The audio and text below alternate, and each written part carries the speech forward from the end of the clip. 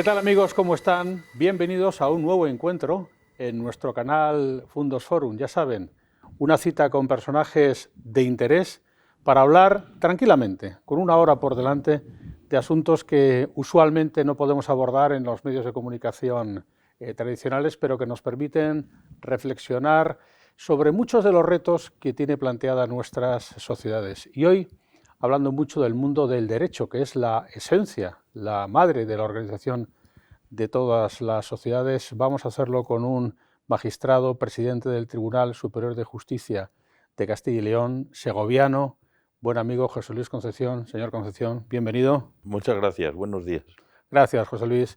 José Luis, voy a leer muy sucintamente su biografía, que es apasionante, porque aparte de ser un segoviano hasta la cepa, pues, y licenciado justamente en el Colegio Universitario Domingo de Soto de la ciudad de Segovia, es doctor en Derecho por la Universidad de Oviedo. Trabajó no solamente como juez de instrucción en Asturias, sino desde el año 92, magistrado ya en un juzgado de Badalona y luego en la Audiencia Provincial de Barcelona, en una sala especializada en Derecho Mercantil. Y desde el año 2005, desde julio, es el presidente del Tribunal Superior de Justicia de Castilla y León. Tiene muchas distinciones, la más importante, creo yo, es la Cruz de Honor de la Orden de San Raimundo de Peñafort, y además ha sido secretario general de la Asociación Profesional de la Magistratura y profesor de Derecho Civil en la Universidad Autónoma de Barcelona. Tiene varios libros en su haber, luego hablaremos de ellos porque hay algunos que son especialmente interesantes.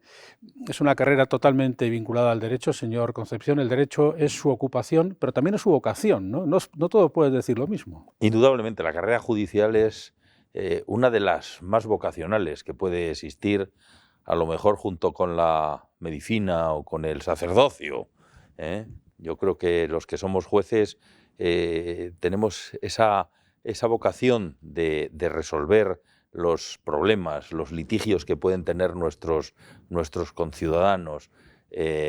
Y sí, yo cuando acabé la carrera en el Colegio Universitario de Segovia, entre las posibilidades que me planteé, con la que brotó con más fuerza fue la de ingresar en la carrera judicial, y por eso afronté el duro trance de preparar la oposición, y al final pues salí victorioso en la carrera judicial y en la carrera fiscal. Aprobé las dos, que en aquel momento estaban separadas, y me vi en el trance de elegir, de tener que elegir, y bueno, pues opté por la carrera judicial, decisión de la que no me he arrepentido en ningún momento. Le preguntaba por su ocupación, pero también por su vocación, porque hay veces que pasa que ha habido personas que hicieron derecho porque había que hacer derecho, pero no todo el mundo tuvo la vocación del derecho, y de hecho hay muchas carreras fallidas o muchas carreras a las que se les nota claramente que no tienen vocación, ¿no? Bueno, pero efectivamente hay muchos jóvenes, y a mí me pudo pasar en algún momento, el momento inicial de la carrera, que bueno, pues que la inercia o incluso la tradición familiar te puede llevar a estudiar derecho o cualquier otra cosa. Pero luego, a medida que avanzas en el estudio, en el conocimiento, pues, y te vas empapando de lo que significa y de las distintas disciplinas, y le vas cogiendo el gusto por las leyes, pues ya llega el momento de elegir, de decir, no me he equivocado al estudiar Derecho, porque además Derecho es una carrera que brinda multitud de posibilidades. Con la carrera de Derecho yo creo que se puede hacer cualquier cosa. La vocación y también la nacencia segoviana no le ha abandonado nunca en ninguna de sus trayectorias, sea en Asturias, sea en Cataluña, ahora en Burgos. José Luis Concepción vuelve permanentemente a Segovia. Y al principio de este encuentro quiero hablar de eso, porque hay una Segovia residencial o física, que es la que todos conocemos, pero hay una Segovia sentimental, emotiva, cultural, que sienta sus raíces en Isabel la Católica, sea cual sea el concepto que los segovianos tengan ustedes de Isabel la Católica, pero que llega hasta el siglo XX con la Segovia cinematográfica de las grandes estrellas de Hollywood. Segovia sería nuestra gran capital, nuestra gran provincia, en eso en términos turísticos, más relacionada, por ejemplo, con Madrid. ¿Cómo es esa Segovia sentimental que usted lleva y cómo es su vuelta permanente a Segovia, José Luis? Bueno, pues Segovia es la referencia para mí. Segovia es la tierra de mis padres, es la tierra en la que nací, es la tierra en la que me crié. y aunque tanto la carrera de mi padre como la mía me ha ofrecido la posibilidad, la afortunada posibilidad de vivir en muchos sitios de España y de conocer a muchas gentes, pues al final esa referencia histórica y personal es en Segovia, donde han vivido mis padres hasta su reciente fallecimiento, donde conservo su casa y a la que vuelvo permanentemente.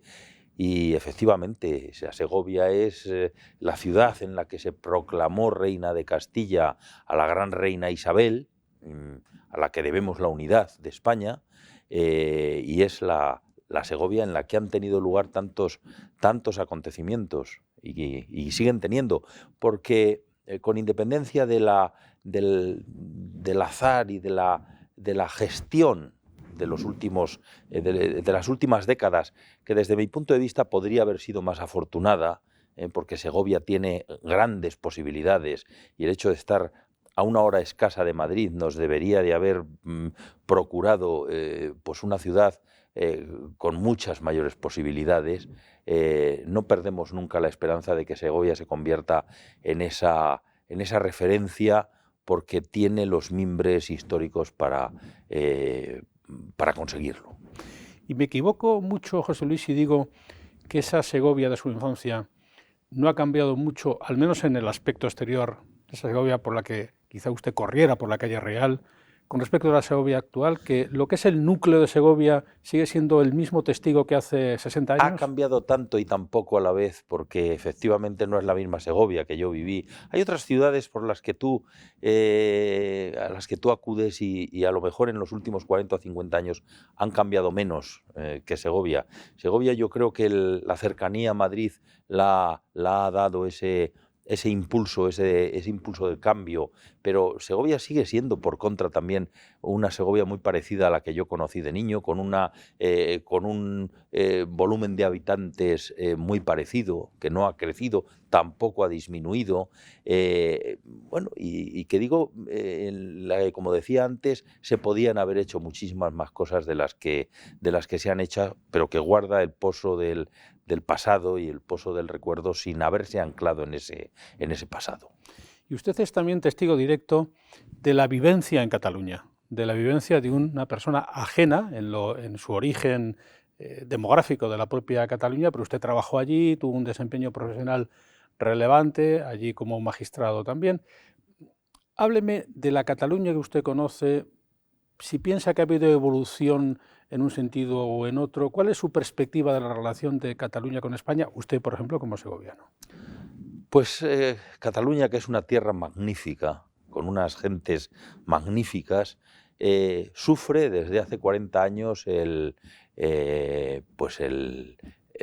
la triste realidad del nacionalismo, que como en las épocas más delicadas de la historia de España, si leemos un poco y nos retrotraemos a la historia, pues en 1868, en 1898, en 1934, cuando verdaderamente España ha tenido problemas, el nacionalismo catalán ha aprovechado esos problemas nacionales para golpear.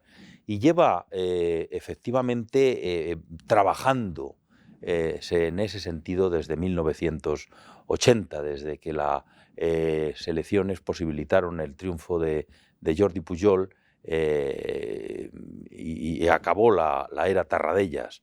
Y esa política nacionalista, que es una política que no tiene prisa, que es una política de golpe cada día en pro de la consecución de sus objetivos, nos ha hecho ver a los que hemos vivido allí, y yo he estado durante 14 años de mi vida trabajando en Cataluña y disfrutando de Cataluña, pero también padeciendo esta situación, nos ha hecho ver lo que iba a ser la triste realidad. Yo llegué a Barcelona en la esplendorosa época del 92, con unas Olimpiadas a punto de celebrarse, con una Barcelona española por los cuatro costados, y marché de allí en el año 2005 en una época en la que ya se veían con el paso del tripartito pues lo que iba a empezar a ser una época dura y lo que ha dado paso a los tristes acontecimientos que hemos vivido en los últimos años. Nadie puede llamarse a engaño. La realidad actual de Cataluña se veía venir, como dice el dicho de aquellos polvos vienen estos lodos, y creo que ha sido la complacencia de todo el mundo la que ha posibilitado desde 1978 que la situación actual de Cataluña esté como está. Fíjese que además usted desempeña su tarea profesional en uno de los tres grandes poderes que se establecieron en su momento, en la época de la Ilustración: el Ejecutivo, el Legislativo, el Judicial. Pero el independentismo se reivindica a sí mismo como un poder extra, como un poder adicional, como una superioridad moral sobre todo lo demás. ¿Usted piensa que en Cataluña está vigente todavía este reparto de poderes o el independentismo afecta al equilibrio de los tres? Por fortuna, el Poder Judicial es el único poder del Estado que es único para todo el territorio nacional. Así reza la Constitución española y así se demuestra no solamente en Cataluña, sino en el resto de las comunidades autónomas, donde el poder ejecutivo es diverso, es distinto al central, el poder legislativo también, pero el poder judicial es único, porque los tribunales superiores de justicia, que son la culminación judicial de la organización en cada comunidad autónoma, son órganos no autonómicos, son órganos del Estado en las comunidades autónomas. Por tanto, este ataque, esta manera de hacer del nacionalismo se nota en el Poder Judicial, pero se nota menos, se nota en cuanto que el poder autonómico tiene la responsabilidad también de dar medios al Poder Judicial para que trabaje. Esta es una de las grandes incongruencias, no solamente en Cataluña, sino en el resto de España, que siendo la división de poderes una realidad, sin embargo el Poder Judicial no es autónomo, no tiene una autonomía plena, porque necesita, en cuanto a sus medios para trabajar, materiales o personales, de otros poderes, de otro poder del Estado, del Poder Ejecutivo. En la mayor parte de los casos del Poder Ejecutivo autonómico, allá donde las competencias en materia de justicia están transferidas, y en otros casos, como es el nuestro de Castilla y León, del Poder Central, donde es el Ministerio de Justicia, por tanto el Poder Ejecutivo, el que nos tiene que posibilitar los medios para que los jueces trabajemos. Esta condición, podríamos decir, jacobina del Poder Judicial, ¿piensa usted que ha podido verse perjudicada por la transferencia de los medios materiales a las comunidades autónomas donde efectivamente ha sido transferida la justicia? Indudablemente que, como en sanidad o en educación, fue una gran equivocación transferir a las comunidades autónomas las competencias en estas concretas materias, porque ahora mismo el Poder Judicial y la Administración de Justicia, que es esa gran maquinaria que nos posibilita a los jueces nuestro trabajo diario, pues estamos abocados a depender de que el Poder Ejecutivo de turno quiera o no quiera facilitarnos los medios necesarios para trabajar. A un poder del Estado, en este caso al judicial, se le puede dificultar enormemente su trabajo si efectivamente no se le procuran medios materiales modernos para que pueda trabajar o efectivos personales suficientes. Ambas cosas siguen sin ser una prioridad en España, tanto a efectos de los medios materiales como de los medios personales. No somos un país de primera división en lo que concierne a la Administración de Justicia. Si yo le contara a usted que estamos utilizando, habiendo dado un paso importantísimo en la informatización de la Administración de Justicia, estamos utilizando medios que ya se han desechado en otros ámbitos del Estado, y después de que se han usado durante determinado número de años, pues a lo mejor en la agencia tributaria nos los transfieren al Poder Judicial para que trabajemos con ellos. Es impresionante cómo de poco presente está esto en el debate cotidiano, porque quizá por su propia condición son de poco polemizar. Si le pasara a otros colectivos es probable que tuviera otra repercusión, pero cuando se le rompen los ordenadores o cuando vemos pilas de legajos en los juzgados de instrucción, pues casi nunca pasa nada. Ahí si ocurriera lo mismo con la falta de mascarillas o si ocurriera lo mismo con la falta de libros de texto gratuitos en los colegios, ¿no? Yo creo que debería de ser una prioridad para cualquier partido político que la Administración de Justicia y por tanto el Poder Judicial sea verdaderamente eficiente y sea moderno. Y no creo que haya sido una prioridad para nadie que haya alcanzado el gobierno de esta nación. Hablando no ya de las cosas, sino de las personas que conciernen a su profesión, qué importantes son los jueces y la formación de los jueces. El otro día, en un artículo, Pascual Liaño ponía de manifiesto lo que en su opinión era una distorsión del sistema, porque considera que el acceso a la carrera judicial era demasiado memorístico y que creaba jueces poco preparados para el mundo moderno. ¿Usted qué opina sobre cómo formar a los jueces en este momento en España? Vamos a ver, es curioso que se critique el mecanismo de la oposición, que es el tradicional método de ingreso en la carrera judicial, como en tantos otros cuerpos de élite jurídicos, notarías, registros, abogacía del Estado, inspección de Hacienda, inspección de Trabajo, y solo se critique la oposición como método de ingreso en la carrera judicial. Que se critique efectivamente por aquellos que no han pasado por el tamiz de la oposición. Y yo, sin discrepar al 100% del artículo del que usted me habla, que he tenido oportunidad de leerlo, creo que la oposición como mecanismo de ingreso en la carrera judicial es un instrumento que procura el cumplimiento de los requisitos de igualdad, mérito y capacidad. Un aspirante en igualdad de condiciones con los 4.500 o 5.000 aspirantes que cada año tratan de ingresar en la carrera judicial, conoce de antemano un temario de 400 y pico temas que tiene que estudiar y un día determinado, en igualdad de condiciones con el resto de los aspirantes, tiene que defender un examen.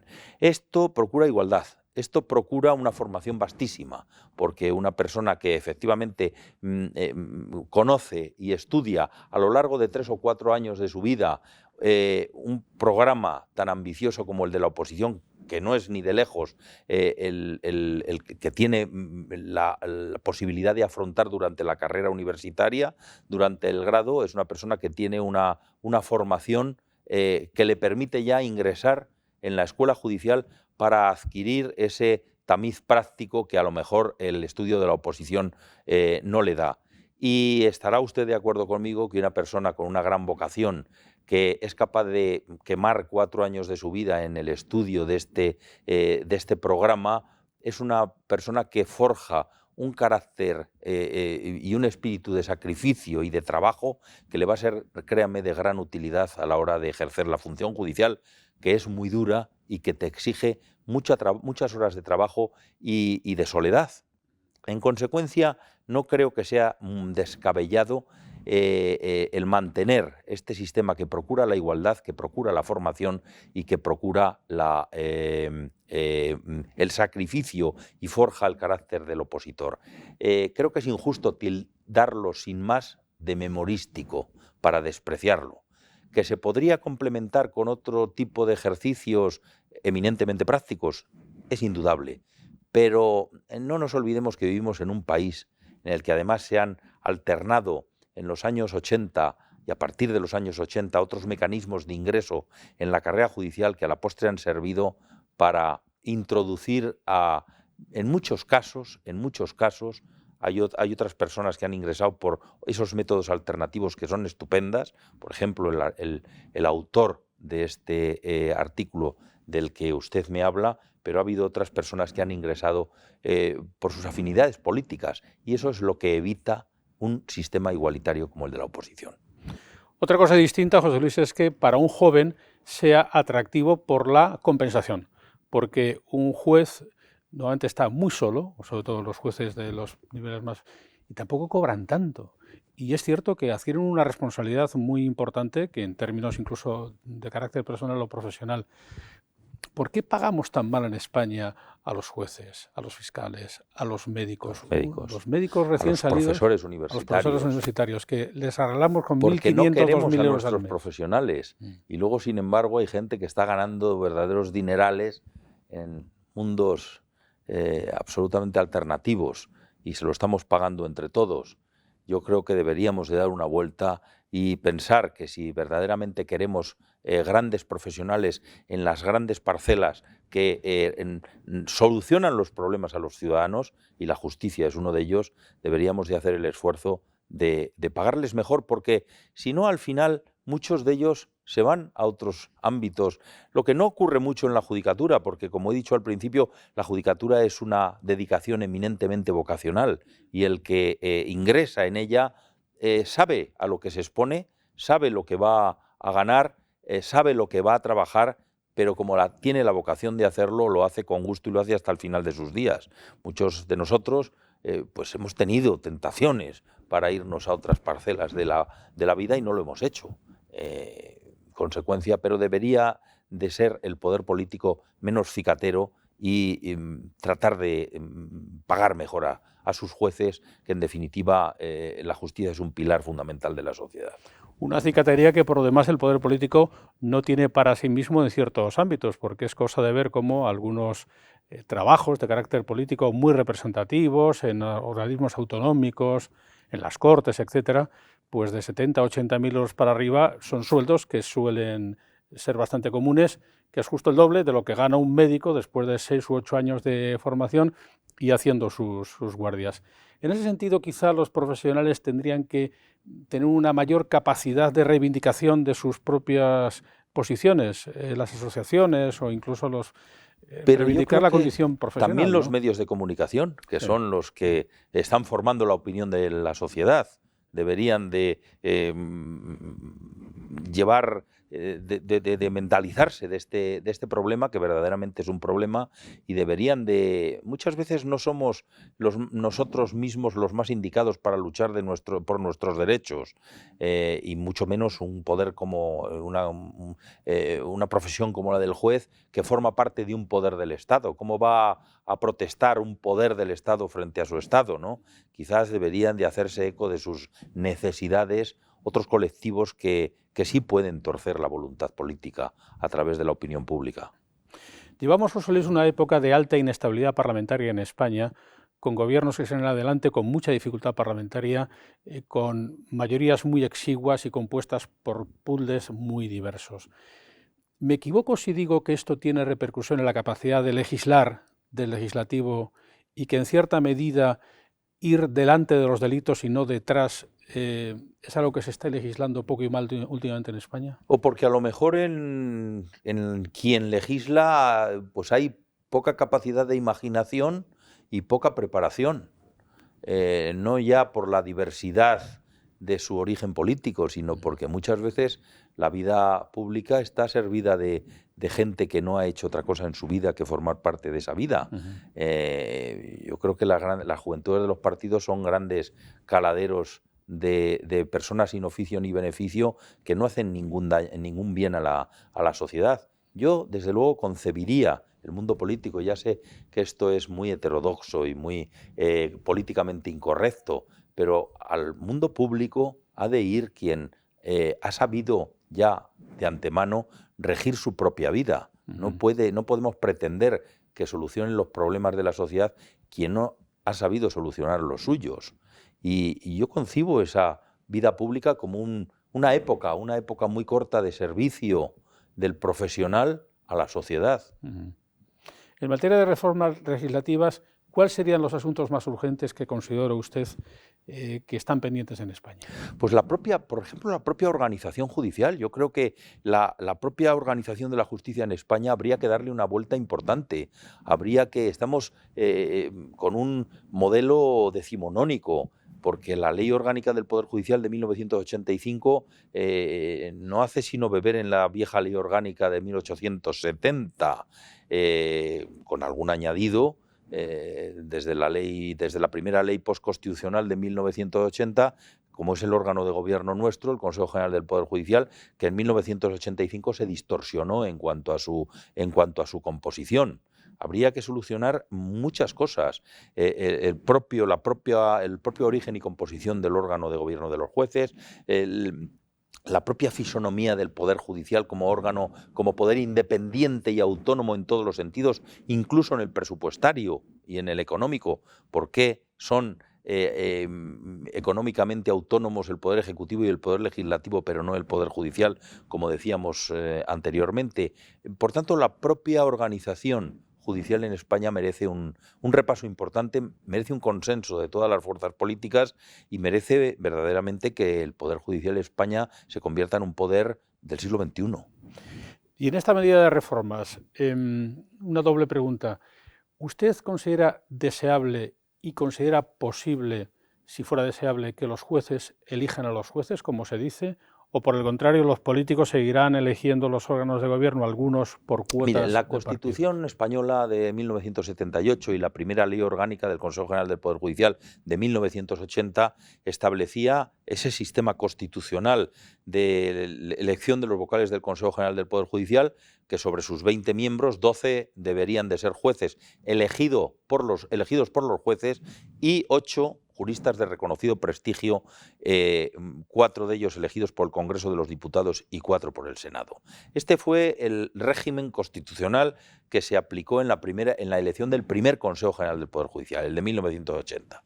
Luego, en 1985, de todos es sabido que el partido en el gobierno, entonces con una holgadísima mayoría absoluta, con la más amplia que se ha tenido en este país, 202 diputados, creo recordar, a través de una enmienda de última hora en el Senado de un socio parlamentario, Juan Mari Vandrés, cambió el sistema de elección de los vocales y determinó que los 20 vocales del Consejo General del Poder Judicial serían 12 jueces y 8 juristas de reconocido prestigio, pero 10 elegidos por el Congreso de los Diputados, 10 elegidos por el Senado. Por tanto, se privó a los jueces, a la carrera judicial, de elegir a sus 12 representantes. El Tribunal Constitucional, haciendo una pirueta jurídica, dijo que bueno, que ese sistema también podía llegar a acomodarse a la Constitución, y con él hemos seguido hasta nuestros días sin que ningún partido que haya alcanzado el gobierno haya tenido el más mínimo interés en cambiarlo. Tenemos un Consejo General del Poder Judicial que debiera de haber sido renovado en diciembre del año 2018, va a hacer 4 años que debiera de haber sido renovado el Consejo General del Poder Judicial, y por las conveniencias o inconveniencias políticas no lo ha hecho, y desde luego, créame, si los jueces españoles debiéramos elegir a nuestros representantes en diciembre del año 2018, los 12 vocales de procedencia judicial hubieran estado nombrados ya, con lo que el Consejo General del Poder Judicial podría haberse puesto a funcionar el nuevo sin ningún tipo de problema. Y luego, la designación política de los 20 vocales, pues añade un deje de contaminación política que como tal es percibida por el ciudadano, que no conviene nada al Poder Judicial, porque el ciudadano, lógicamente, confunde lo que es el ejercicio de la función judicial, en la que los jueces son absolutamente independientes y se mueven con la aplicación de la ley exclusivamente, del órgano de gobierno de los jueces, que es el que rige la vida gubernativa de los juzgados y tribunales, donde efectivamente pues hay una dependencia por el origen político que tienen sus componentes, que aunque no sea tal, por lo menos es aparente y no le hace ningún bien.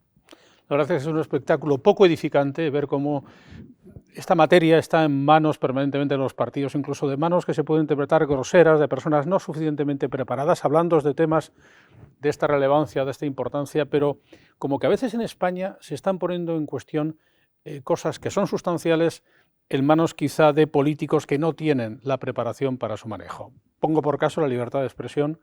Usted habló mucho acerca de las libertades durante la pandemia, consideró que se estaban tomando algunas medidas que no eran concordes con la legislación. En ese momento se consideró que era una heterodoxia por su parte. Luego, comúnmente se ha aceptado que en efecto se limitaron en exceso algunas de las libertades. ¿Usted piensa que el ciudadano actual en España tiene motivos para estar preocupado respecto de los regímenes de libertad de todo tipo, de expresión y otro tipo, que estamos amenazados? Pues yo creo que no, por una sencilla razón, porque efectivamente el Poder Judicial, los jueces y tribunales, son un filtro constitucionalmente establecido para evitar los abusos del Poder Ejecutivo. Y efectivamente hemos visto cómo los derechos y libertades que se han podido vulnerar en este país han sido solucionados por los tribunales a los que han acudido esos ciudadanos que se han creído en la situación de ver privados sus derechos. Usted tiene un libro, Honor, Intimidad e Imagen, un análisis jurisprudencial. Usted, cuya imagen también ha sido a veces objeto de vilipendio por la contundencia de sus expresiones y por la contundencia de sus aseveraciones, nunca se muerde la lengua, siempre dice lo que piensa. ¿Cree que a veces en España la intimidad personal o el honor propio son objeto de chanza o de almoneda? Sí, pero vamos a ver, yo en este país lo que más rabia me da es que tenemos una realidad políticamente correcta y efectivamente los que discrepamos de esa realidad, de esa regla que parece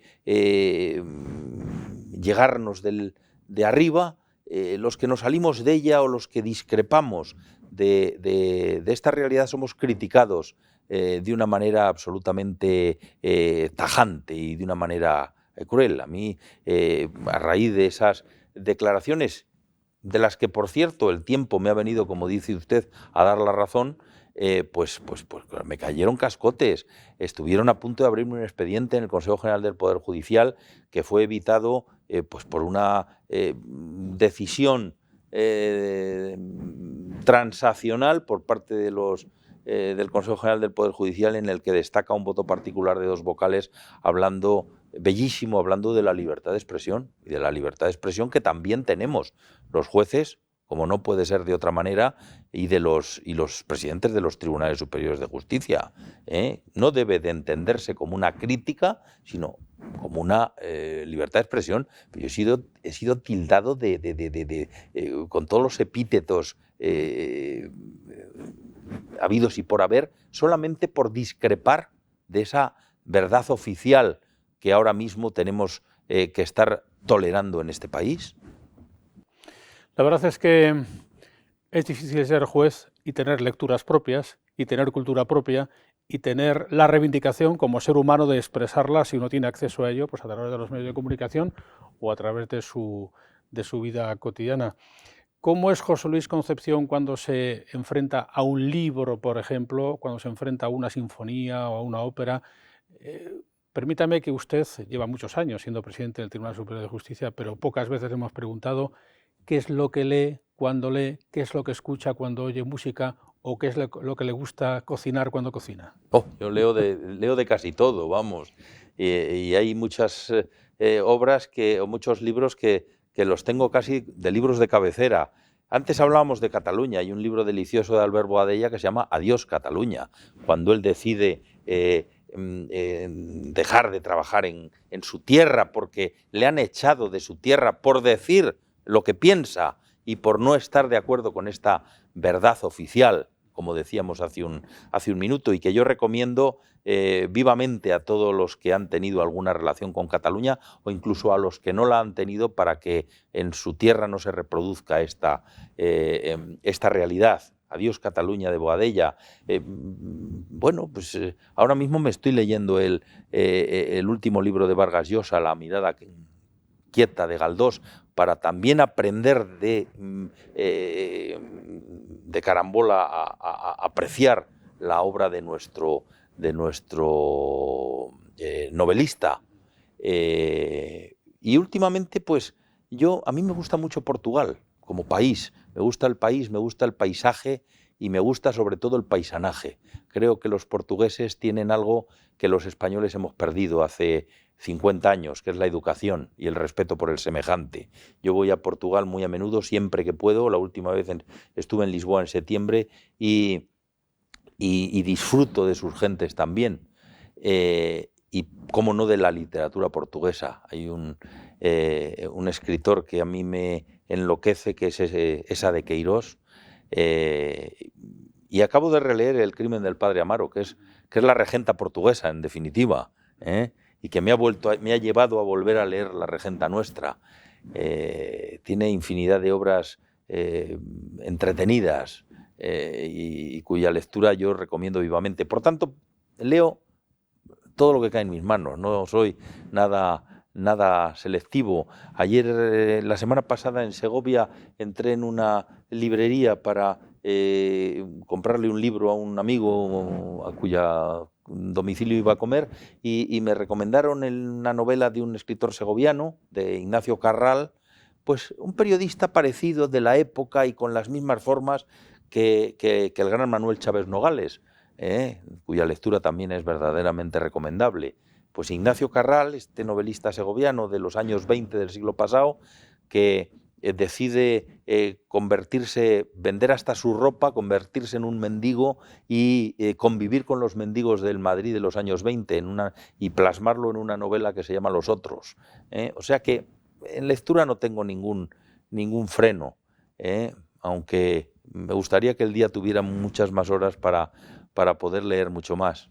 En cuanto a la cocina, pues a mí me gusta comer y me gusta cocinar porque es un rato de compartir con mis amigos. Y en consecuencia, pues cualquier cosa puede ser buena, desde unas cocochas al pilpil hasta unas carrilleras.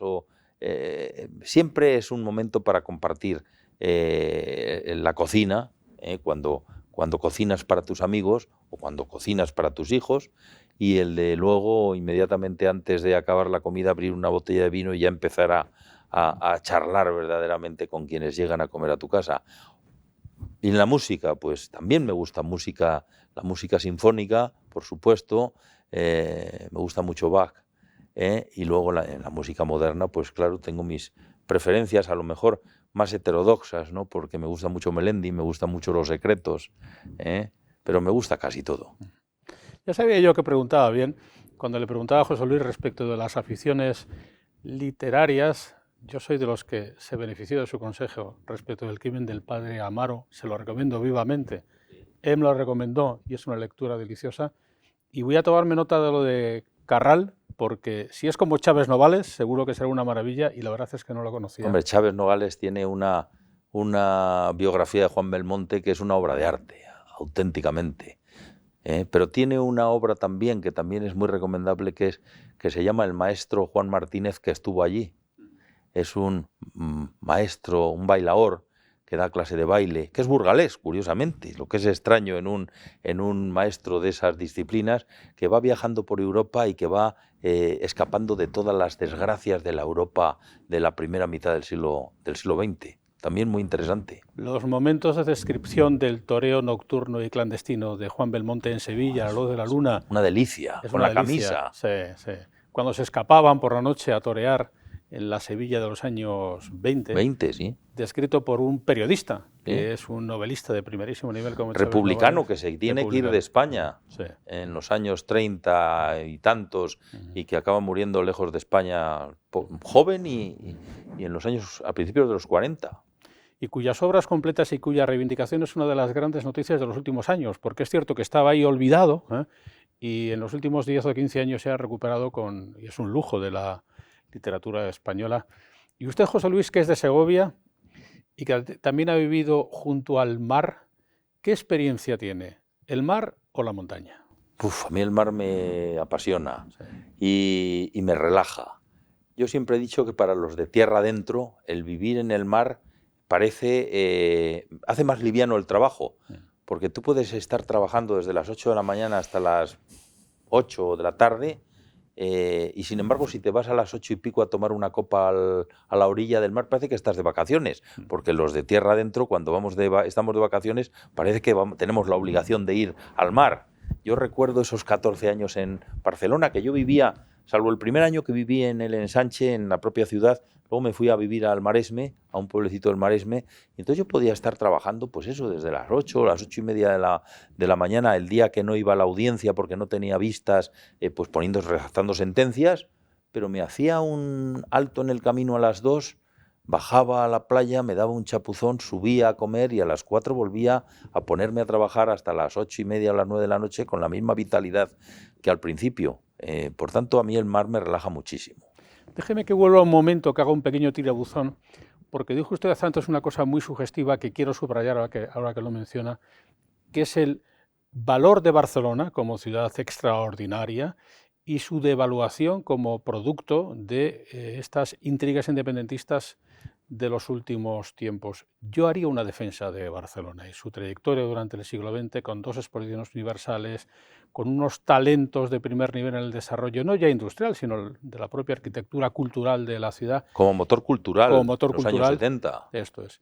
Y qué lástima que el debate sea ahora si la comisaría de la Policía Nacional tenga que estar o no en Vía Layetana, cuando lo realmente bella es la epopeya de la construcción de la Vía Layetana. Los que tenemos cariño por Barcelona, usted que ha vivido allí, a veces nos rompe un poco en el interior pensar como un patrimonio de este nivel, como es la ciudad de Barcelona, está en la almoneda de un independentismo grosero. Hay un aforismo jurídico que dice res ipsa loquitur. Las cosas hablan por sí mismas. Por tanto, hay cosas sobre las que no hay que dar mayores explicaciones, y una de ellas es el empobrecimiento que el nacionalismo y el independentismo ha llevado a Cataluña, una ciudad que es de una belleza sin igual. ¿Cómo no voy a hablar yo bien de Cataluña?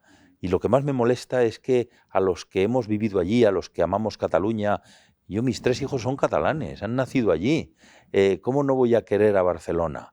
Es que están echando de esa tierra, de ese precioso rincón de nuestra querida España, están echando a sus hijos, a los hijos que no comulgan con esa realidad oficial que se debe de comulgar.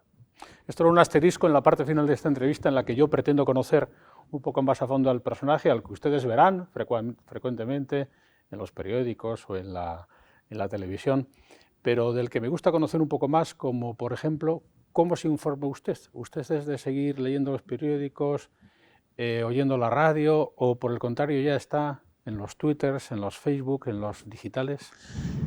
Mire, soy poco de redes sociales. El día tiene muy pocas horas, tiene 24 horas y dedicamos 6 a dormir o 7. Y entonces, si estuviéramos todo el día en las redes sociales, se nos iría. Entonces pero también soy muy poco de medios de comunicación habitual, cada vez menos. Quizás me desilusionan un poco. Antes, cuando me decían, es que claro, los medios de comunicación, existía censura en la época de Franco, y es que ahora no existe censura, es que ahora los diarios, los medios de comunicación no siguen la línea que quiere el editor, quizás no motivada por criterios políticos, más bien económicos o de cualquier otra naturaleza. ¿Usted está de acuerdo conmigo, usted que ha trabajado toda su vida en los medios de comunicación, en que en los medios de comunicación actuales hay libertad? Pues yo opino francamente que no la hay, no existe esa libertad. Y en consecuencia, lo que ha perdido la libertad deja de tener interés. Y yo prefiero acudir a la literatura, estar informado, pero no soy de los que últimamente me coja 5 periódicos y me los lea de arriba abajo. Este que usted plantea, José Luis, es un debate muy interesante, muy vigente en sociedades muy avanzadas, por ejemplo en Estados Unidos, donde a veces los periodistas han sido puestos en el mismo nivel que los políticos en términos de desafección por parte de la sociedad. Es un debate abierto en las sociedades modernas, hasta qué punto la intermediación o la desintermediación de unos como otros hace que usted, presidente de un Tribunal Superior de Justicia, pues no frecuente con la naturalidad que quizá hace 30 o 40 años la lectura de los periódicos o el consumo de la radio o de la televisión, ¿no? Ahí ha habido un cambio, una objeción. Antes todos leíamos los periódicos con veneración y ahora parece que igual no tanto todo el mundo, ¿no? Y hay mucha gente que lo sigue leyendo, quizás unos pues para alimentarse ideológicamente de lo que dicen, otros pues también para estar informados, pero como yo pienso que es una verdad formal y no material la que te puedes encontrar en ellos, pues a mí francamente no me interesa.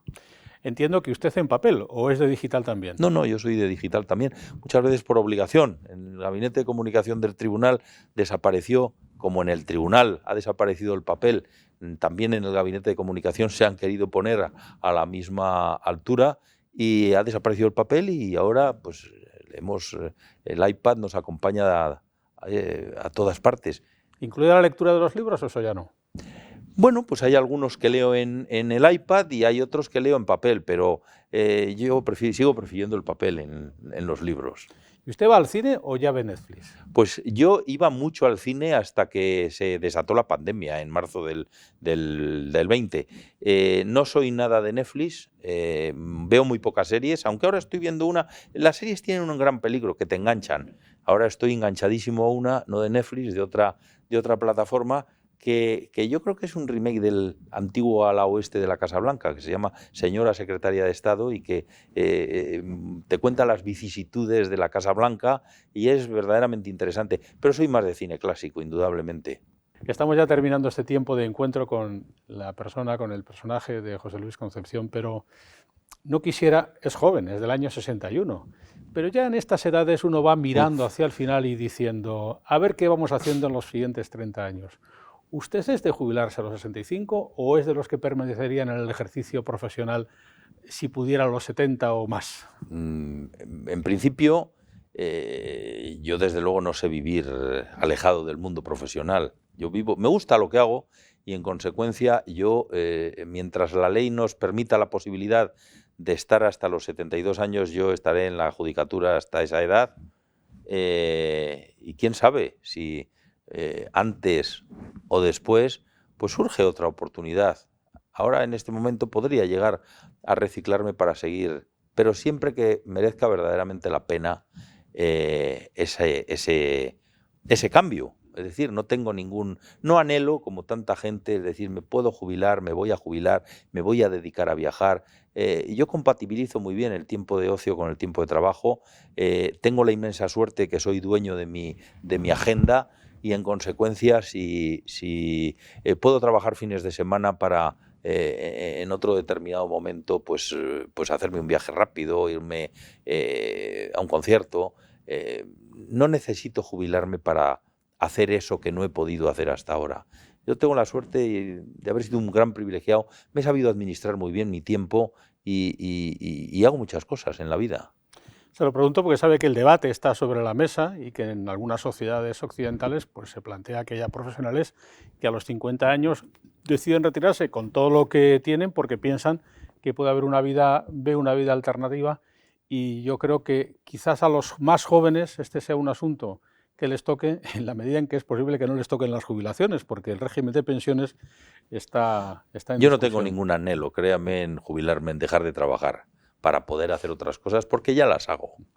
Y eso que a veces se le achaca a quienes opinan con libertad como usted, que es que en el fondo tienen una vocación política silente, ¿es verdad o no?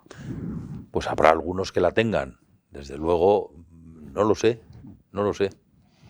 Desde luego la vocación política es algo consustancial al ser humano, pero no siempre el paso es fácil. Pero en el buen sentido de la palabra política. Claro, cosa que no siempre está vigente en este momento. Cosa que en España y en los tiempos que corren es una contradicción en sus propios términos. Estamos asistiendo en Occidente, por ejemplo, al final de los partidos políticos en algunas de las grandes democracias occidentales. Véase, por ejemplo, Francia, o la propia Italia. Sí. Los partidos políticos como que en su momento se inventaron, pero que ahora tienen una vigencia que en algunos lugares es discutible. Porque también han caído en un descrédito evidente a los ojos de la sociedad, ¿no le parece? Sí.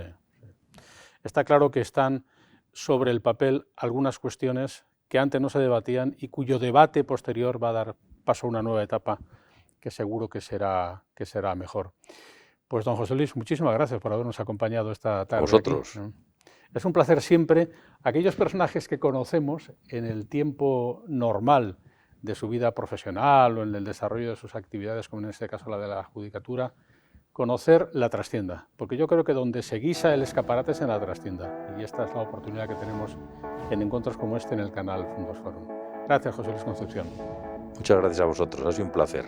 Presidente del Tribunal Superior de Justicia de Castilla y León y segoviano ejerciente de nuestra tierra. Y a ustedes, muchas gracias también. Tendremos una nueva oportunidad para seguir conociendo y reconociendo a personajes aquí en nuestro canal Fundos Forum.